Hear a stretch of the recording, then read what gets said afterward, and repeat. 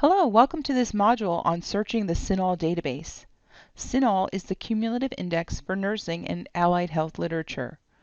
What this means is that this database indexes journals pertinent to these fields. This makes it the perfect database to begin our nursing research.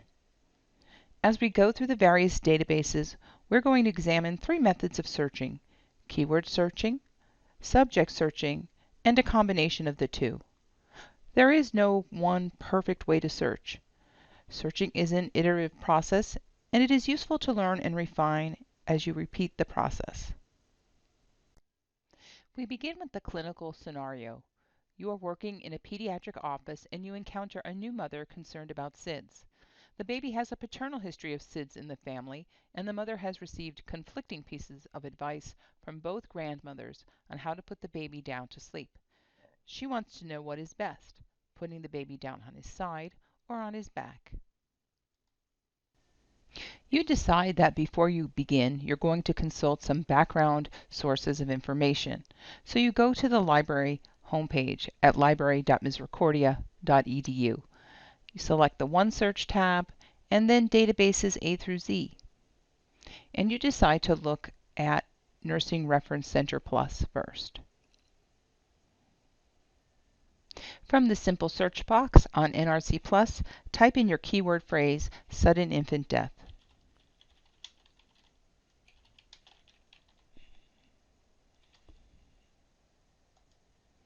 And decide to look at the quick lesson. A quick lesson in NRC Plus provides an overview of a topic so that you can get a very good understanding of the elements that surround it. So beginning with the description and etiology, we can see that sudden infant death can also be referred to as SIDS or crib death or cot death. So immediately we have other keywords we can use when we search the article databases. We can look at the risk factors and identify that side sleeping is one of them, but there are others, and there are many other aspects about this topic, so that although we're looking at an artificial situation right now, if you were looking at a broad topic for your own research, you can go in and use a resource like this and try to figure out a way to find an aspect to search on and then formulate your research question. I'm a big fan of NRC Plus, but I'm also a big fan of the database UpToDate. Similarly, just type in your keyword phrase,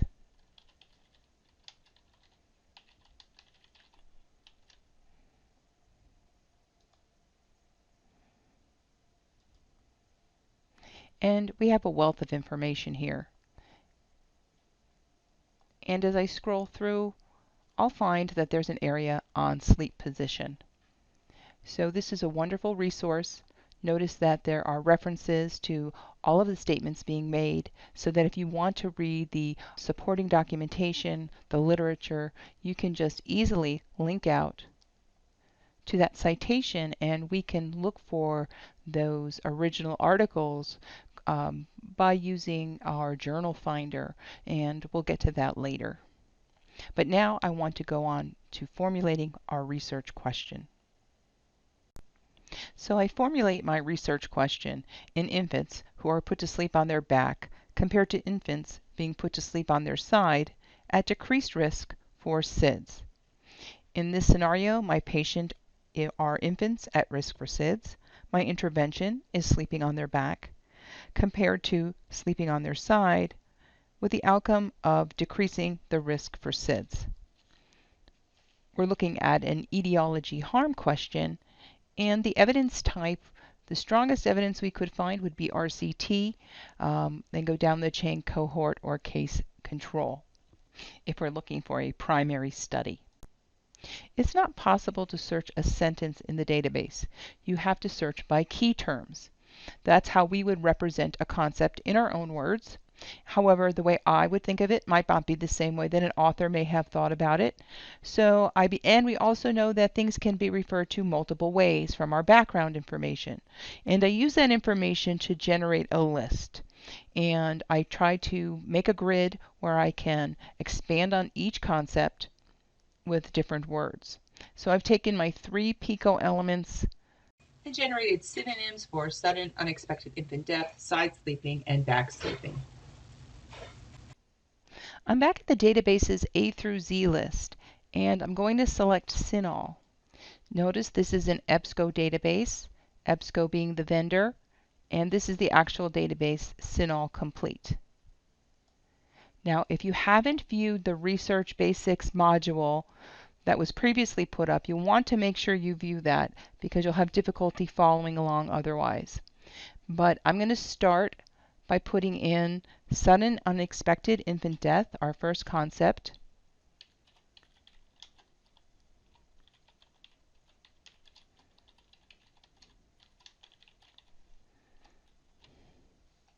And you'll notice I put it between double quotation marks because it's a phrase. And if you're following along with the handout, you can fill in the results as you go. And you'll notice that I received 55 results. Now I'm going to expand on that concept with the Boolean OR.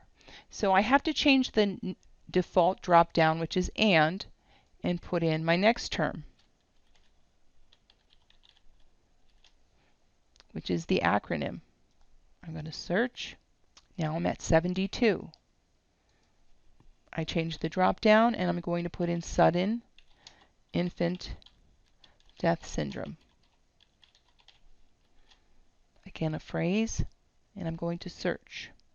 Now I'm at 1,199. And I can add more boxes over here with the plus sign. I'm going to use the acronym SIDS. Now I'm at 1,596. Now I'll try crib death. And I have 1,613. Next, I'll try cot death.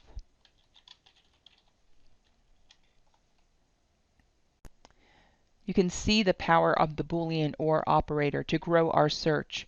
I've gone from 55 results to 1,735 results by joining together synonyms and related terms. Next, I'm going to clear my search box. We just completed a keyword search for one of our concepts. Now I want to do a subject search for that concept. Subject searching uses a controlled vocabulary, a headings index that an indexer uses to apply to an article to give it its aboutness. So they identify what it's about and apply 2 or 3 subject headings, and it brings together articles on that topic. We can find the headings index in the blue menu. In CINAHL, it's called CINAHL subject headings. In other databases, it might be called thesaurus or mesh headings. It depends on the database because they're unique to each database. I'm going to select the CINAHL subject headings. The index allows us to browse for a heading. I'm going to enter sudden infant death syndrome.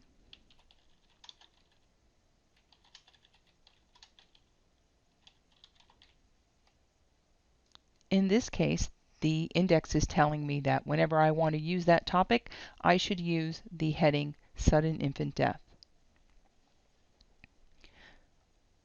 I'm going to select it so that I can see what we call the CINAHL tree.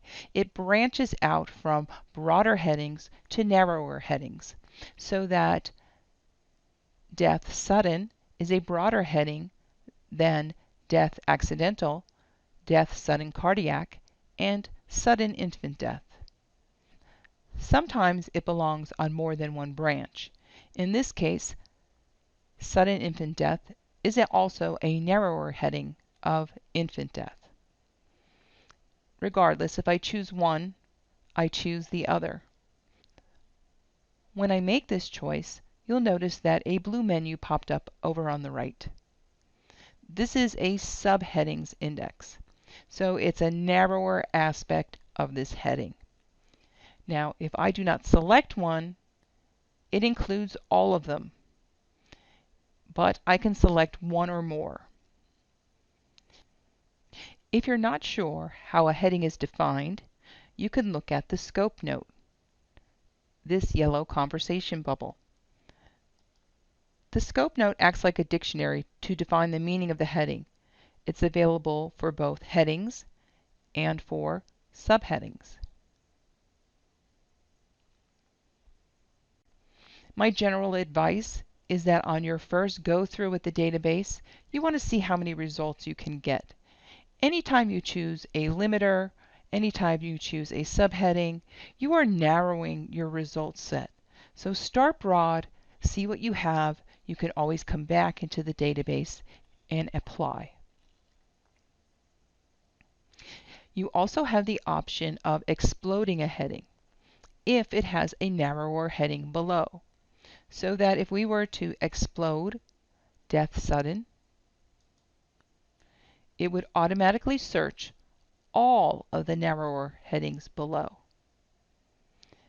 Sudden infant death is grayed out because there is nothing below it. There's nothing narrower. Usually when I'm searching, I will not use this option on my first pass through the database. This is something you apply when you have too many results and you need to focus in. However, if you do choose to use it, make sure you only use it for your most significant concept, because otherwise, if you did it for every concept you're searching on, you would probably get nothing. I'm going to deselect this and select our sudden infant death. And you'll notice it's populating over on the right in its own search box, and we can run this search. Notice the prefix MH, and that MH stands for, if you don't know, use the drop down, exact subject heading. So we've just completed a subject heading search. Now I'm going to show you how to combine your keyword search for the concept with your subject heading search for the concept. And I want you to begin by clearing your search box and then going to search history.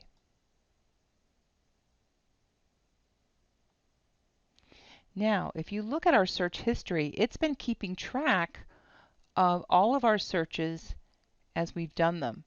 So you'll notice that when I did all of my keyword searches, I had 1,735 results. When I did my subject heading search, I had 2,506 results. So you can see the power of that subject heading search. But it's always a good idea to do both, because sometimes articles A have not been indexed yet with the subject heading terms, and you may have other terminology that wasn't picked up, and maybe newer terminology that hasn't been put into the index yet. And also there's the element of human error. A human indexes those articles. So I always do both. But if I want to combine them, what I can do is I can go over on the left and I select my maxed out keyword search. Then I select my subject heading search. And because they're the same concept, I combine them with the Boolean OR.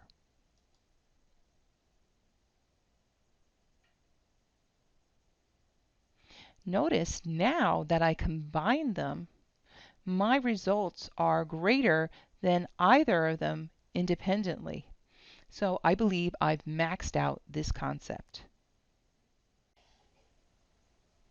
Now I'd like to go ahead and search for my other PICO elements. And I'm going to look at my intervention, sleeping on their back. And what I could do is go directly to the subject headings and see if I can find something. I'm going to put in back sleeping. That's an awkward way to phrase something. And I really don't see anything, but I do recall from my background information that they often refer to it as supine. So I'm going to try maybe supine sleeping. Still a little awkward. Let's just try the word supine.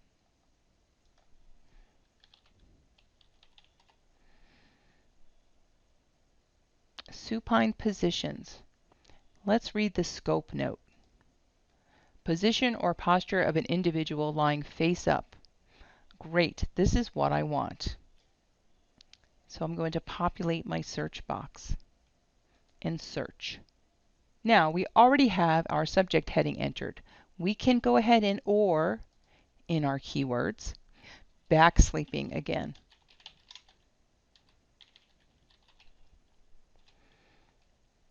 And you'll notice that had very little effect. We went up 2 articles. Let's try back, and this time let's use a proximity operator because this is an awkward concept. So I'm looking for the word back within 5 words of the word sleep. So sleeping on your back or back sleeping. We would find it either way with the N operator there. So back N5 sleep. And I truncated sleep so I can get sleeps, sleeps, sleeping. I'm going to run the search. And we went up to 2,664 results. Now I need to add another row. And I'm going to now use some of my nesting. So now I'm going to look at back or supine near the word sleep, truncated. And I again pulled up more results. Now I'm up to 2,798. For fun, let's go ahead and eliminate the first 2 keyword searches. So I'm going to take this one away, take this one away, and do a search.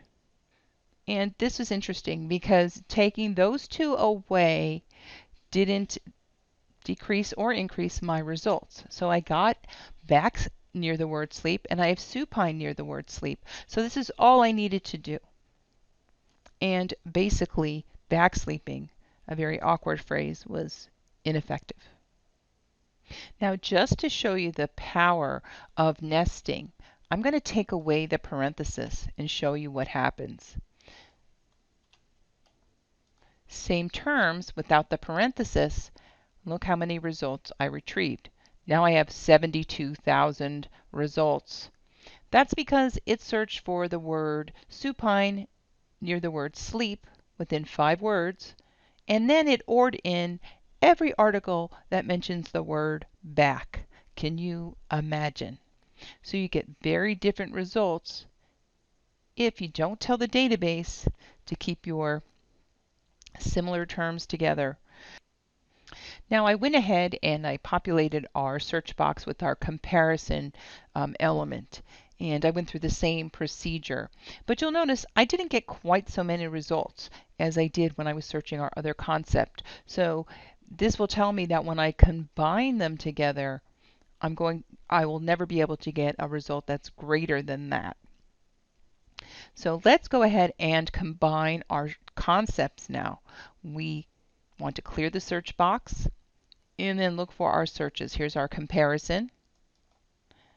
And I'm going to scroll down and look for our intervention and scroll down and look for our combination subject heading keyword search for sudden infant death. So I have my population, my problem I should say, and I have my comparison and intervention. Now I want to combine these separate different concepts together with the Boolean and. And I have 42 results. I'm going to shrink up my search history and get that out of the way. Now look at my results set. It's very small. I could go ahead and easily look through every article in here and see whether it addresses my question. However, I do want to make sure I limit to academic journals. And because we're looking at EBP, a lot of times we're looking within the last 5-6 years. Articles go back to 1993. but they go up to 2017. So I might go ahead and apply a date limiter, like 2012, just to show you how that works. Now I'm down to 5. And so let's take a look. That's really not a lot of results. I would generally like to see more, but sometimes they're not there. And sometimes what we have to do is go a little broader, maybe back off a term. And sometimes what we have to do is look at our result set, read through the abstracts, and see if terminology is being used differently. Side sleeping did not retrieve as many results as back sleeping for me, so I would be on the lookout for that. So let's take a look at the article by Adams. This is a practice guideline. And so this happens to be the strongest evidence that I could find. And a guideline, as we discussed before, is supported by all the research that's below it. So I could look to that research by trying to get the full text of the article and seeing what's supporting that guideline. So before I leave this page, my detail record page, I want to cover what's on here. We have our authors, and oftentimes you'll see their affiliations here. So if it was with the University of Pennsylvania, it might be listed here. Then you have your source. So I have my citation information really, but it's the journal that the article was from. The publication type told me it was a practice guideline.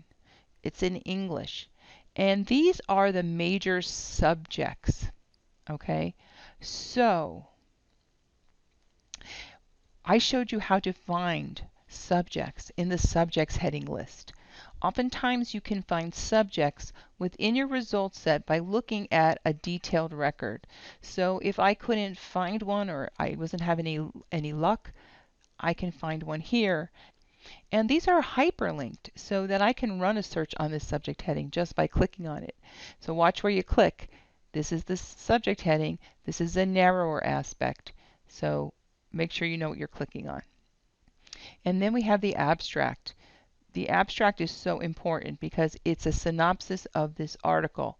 And when the database is actually doing its search, it's looking on the information for this detailed record.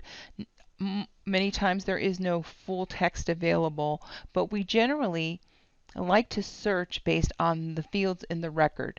If it's an important enough concept, it will be mentioned in either the title or the abstract. Bringing your attention to the right-hand side in the Tools section, I'd like to bring your attention to the Cite feature. Scroll through and find APA style.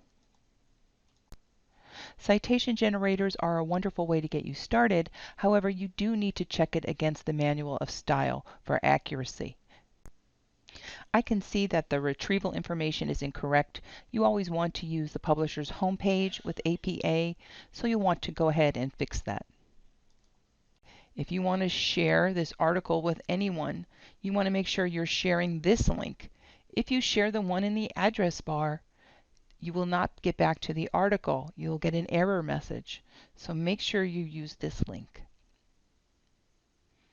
And also, if you want to go ahead and export this citation to the Citation Manager RefWorks, it defaults.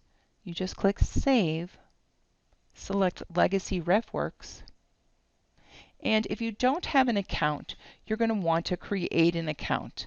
To create an account, you need the group code. So I'm going to go below and just give you that code. It's RWC Misericordia. And you want to use your Misericordia email address. You want to re-enter your email address. And then your login name should be your Misericordia email address. It's unique. No one else will have it. Otherwise, I can guarantee you'll experience difficulty trying to set up your account. And then a password that you'll remember and that you write down. And of course it asks for some demographic information. Your area of focus, what type of student you are, and then you just create your account. I'm going to log in just to show you.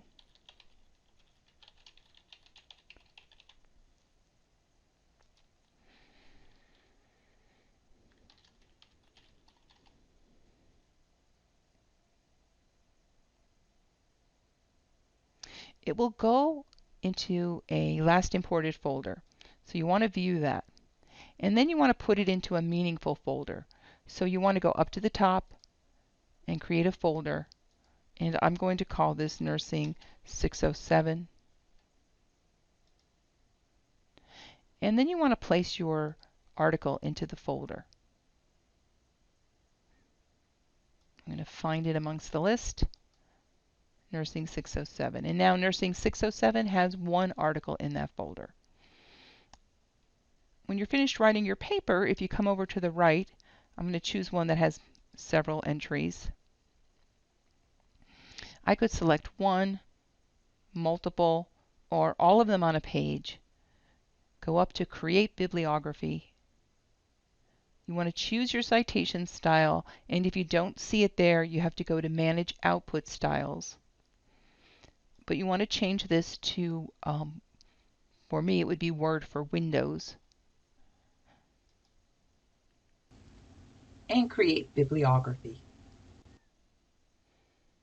And there you have your references list. It's already started for you in alphabetical order. All you need to do is check it against the citation manual for accuracy.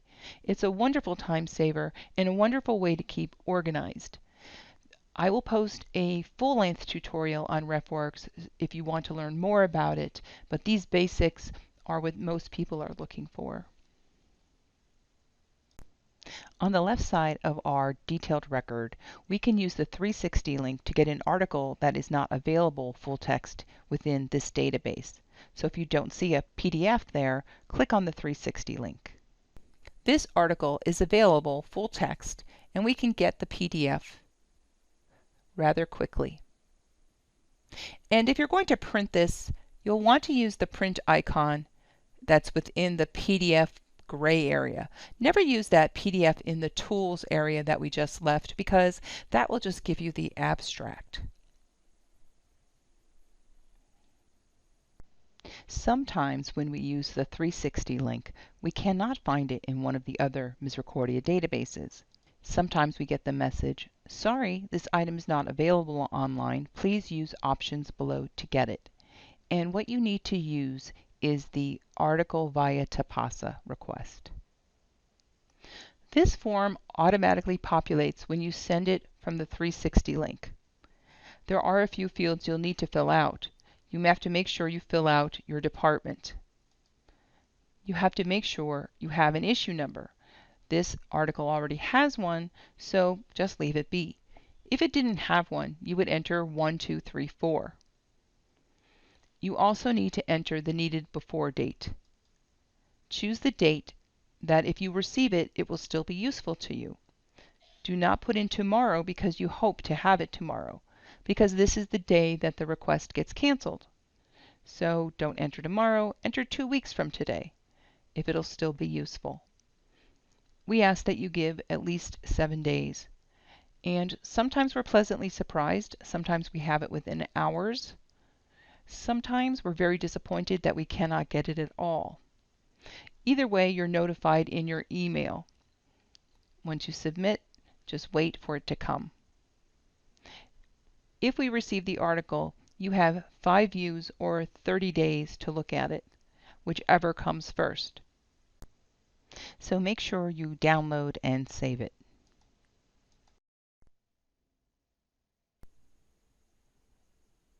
So maybe you don't want to give up on your topic completely. You want to explore it a little further.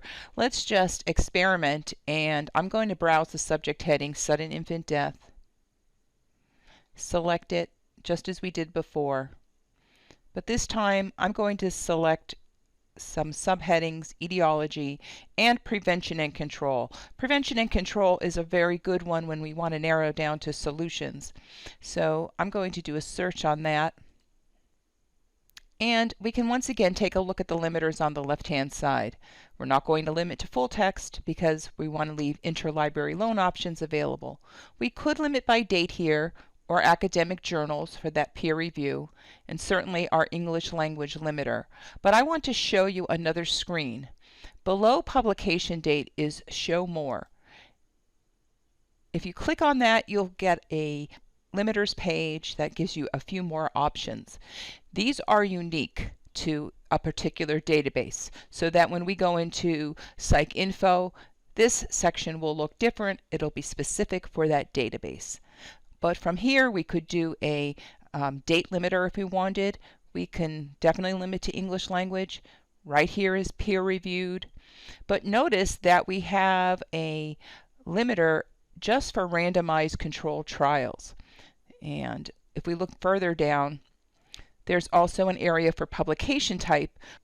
If we scroll through, we'll find limiters for meta-analysis, systematic review, randomized controlled trials, practice guidelines, clinical trials, case studies, reviews, and one that's just generally called research.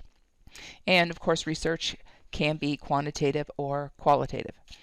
So I would make note that there is not a limiter in here for cohort. So if you wanted to look for a cohort study, you would have to throw that in as a concept in your search string. This is an example of one type of limiter. We'll be looking at others. And just for fun, I'm going to select the randomized controlled trial limiter along with the English and peer reviewed. Run the search.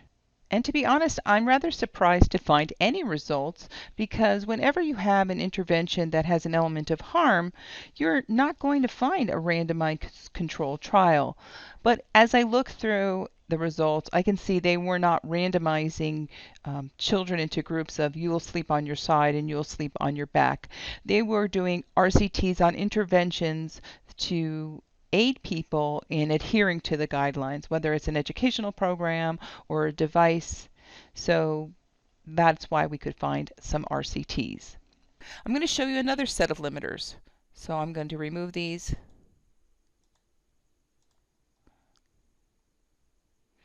And now I'm going to go back to my Show More. I have the same search, but I want to show you another limiter. I wanted to share with you the clinical queries limiter that answers questions based on the type of question that's being asked. So we've seen before there's therapy questions, prognosis questions, qualitative questions, etiology questions. And so that is how this limiter is designed to work, to answer those type of questions and the study designs you're most likely to find. It breaks it out into three subcategories: high sensitivity, high specificity, or best balance for each. When you run a high sensitivity search, it's the broadest search to include all relevant materials. It may include some less relevant results in there that you might not want. High specificity is the opposite. It's the most targeted search and includes only the most relevant set, but it might miss some relevant materials. And then best balance is supposed to be the best balance between the two. So you can use your control key on your keyboard and select multiples. So you could select a therapy study, high sensitivity, high specificity, and best balance. Well, that choice is up to you, and I sometimes experiment. What this clinical queries limiter really is a pre-coordinated search string that the database adds on to your search so that you can get the type of studies that answer that type of question. So I'm going to choose high specificity. I'm really targeting. Sometimes people go ahead though and get a little overzealous. I'm going to show you what happens when I enter cohort or case control, because people think this is what I want, why not go ahead and enter this? But then what happens is you didn't let the clinical queries limiter do its job. So originally I had 16 results here, But what you're going to see is after I run the search, I only end up with 5 results. So let the clinical queries do their job, especially when you have a small result set, and go through and examine them for yourself. But I was able to find the seminal article, the case control study, where this all came to light, which is very useful when you're doing a literature review. I'm going to link out to the full text so you can see how citation chaining works. And at first it looks like we don't have it. But over here on the right-hand side, it says click here to open the full text in a new tab. So make sure you watch out for that. Here's my full text. I could get the PDF. I'm going to scroll down. And when I started to read the literature review, I saw that it started with this New England cot death study, which was a case control study. And if I wanted to get to that reference, that study, I can click on the citation. I clicked on number 5. It references to the citation. And when I look through on the right-hand side, and sometimes you have to scroll down to the bottom of the paper to find these. This database is making it very easy for me. And this is the actual study that I want. Okay? So what I can do is look up this journal and this citation. And it's from 1991, volume 104, pages 71 through 76. But you might not think that the journal title is that clear in this particular reference style that they used. So I want to show you something. I'm going to copy this abbreviation, and then I'm going to pop over to pubmed.gov. I popped over to pubmed.gov. I copy and pasted the abbreviation, and I want to show you this link, Journals in the NCBI Databases. If I select that, and I put in my abbreviation and do a search, I can see it's the New Zealand Medical Journal. So that's a little tip and trick I wanted to share with you, because I think people might be discouraged from citation chaining if they see a citation style they're not familiar with and they couldn't figure that out. So this is one way to do that. So what would I do with this information to get this article? I would pop out to Journal Finder. So I'm going to go back to the library homepage. I'm back on the library homepage. Now I'm going to select Journal Finder. Now there are options here. The title begins with, the title contains all words. Sometimes if you don't get it exactly right, it's almost better to contains the words. But I know the title exactly. So I'm going to put in the New Zealand Medical Journal.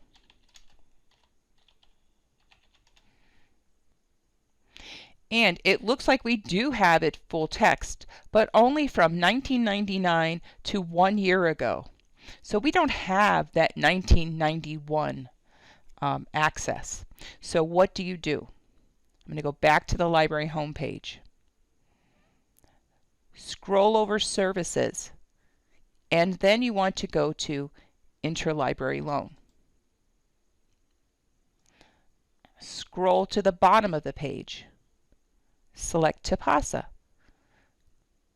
Now TAPASA should be familiar to you because we used that when we linked out through this 360 link and it wasn't available.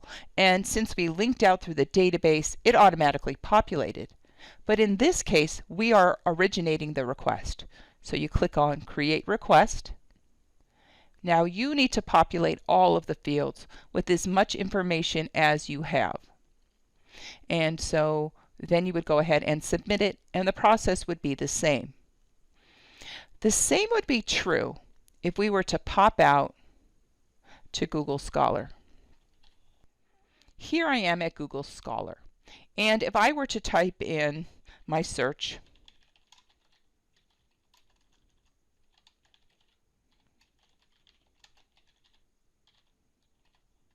it's a little bit different out on Google Scholar, but here I may find articles when I'm searching Google Scholar.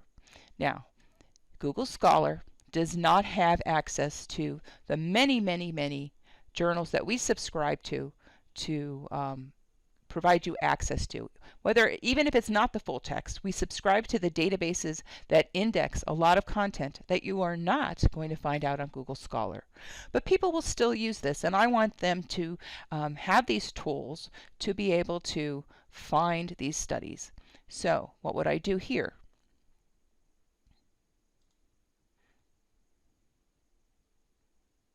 And this one might be freely available. Let's see. Oh, I don't think so. Well, it says get access, and I have to sign in. If you see something like this, you can't get it this way. Here's what you need to do. Go back. Look at your citation, because we only get the abstract here. We don't have full text. Here's what to do. Ask yourself, where is it? It's in The Lancet. And this is from 1991. And it's issue 8752, volume 337. Here are your pages. This is all you need. Do the same process I showed you before. Go and check Journal Finder, and then if we don't have it, go and try and interlibrary loan it. So let's go back to Journal Finder. I'm on the library homepage. I select Journal Finder and I type in The Lancet. Here I can see that we have 1991 through 2006 full text in Health Source or Academic Search Ultimate. Let's follow one of these links. Here I am at the database that indexes this journal, and I'm going to scroll through until I can find 1991. So I scroll till I find volume 337, issue 8752. And now I have the option of searching directly for the title by anding in the title and then changing the drop-down menu to title. Or I could just go through and scroll and find the article. And here it is. And I could easily get to the HTML full text. So now you have a good idea of how it would work if you can find it full text in Journal Finder, and if you have to go ahead and do interlibrary loan. Keep all of your options open. You've worked hard, and I want to show you how to save your work, because sometimes we just have minimal amounts of time to work on it and we want to go back to it. Also, you're going to want to go back and revise it. Why should you have to enter everything all over again? I'm going to show you the search history. We use this to combine our searches before. Now think about this. You've done this work. Maybe you found a term didn't work. Maybe you want to recombine and leave something out. Maybe you want to add something back in. Why should you have to go through and start all over? So it's up to you how much you want to save. You can save it in its entirety, or you can pick and choose.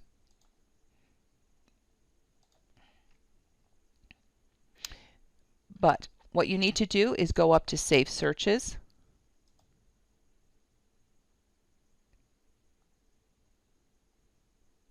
And if you don't already have an EBSCO account, you need to create one. Just to give you an idea. I already have one, so I'm going to go back and sign in.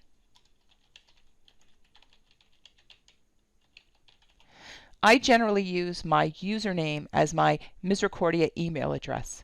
It's unique, just like when we created our RefWorks account. It's a habit I generally use.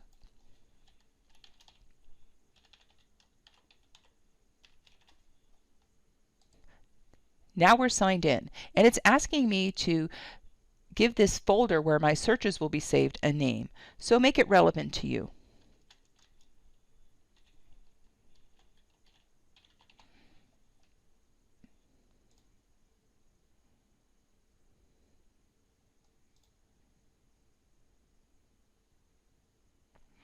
So here it is in my saved searches. If I scroll down, I will see one for Nursing 607 Demo, and I just click on it to retrieve those searches. To retrieve your saved searches, you can go to the blue menu bar in any EBSCO database and access the folder area. It's the same across all of the EBSCO databases, CINAHL, Medline, Academic Search Ultimate, but you must be signed in. And I highly recommend that you get in the habit of logging in as soon as you start working in the databases. When I come into the folder area, I just click on Save Searches. Then I can find my Nursing 607. I wanted to mention that these searches are not cumulative, so that each time you save it, it's a new incidence. It's not like updating a Word document. So what you might want to do is go ahead and give it a date so that you can differentiate. But to get back to your searches, click Retrieve Saved Searches, and there you are. This concludes our session on the CINAHL database. We've covered a lot of material. We covered keyword searching, one PICO concept at a time. We covered subject searching using the CINAHL headings index. We also used our search history to combine our individual searches, and we also used it to save our searches for future reference. We took a look at the unique CINAHL limiters, the publication type limiter and the clinical queries limiter.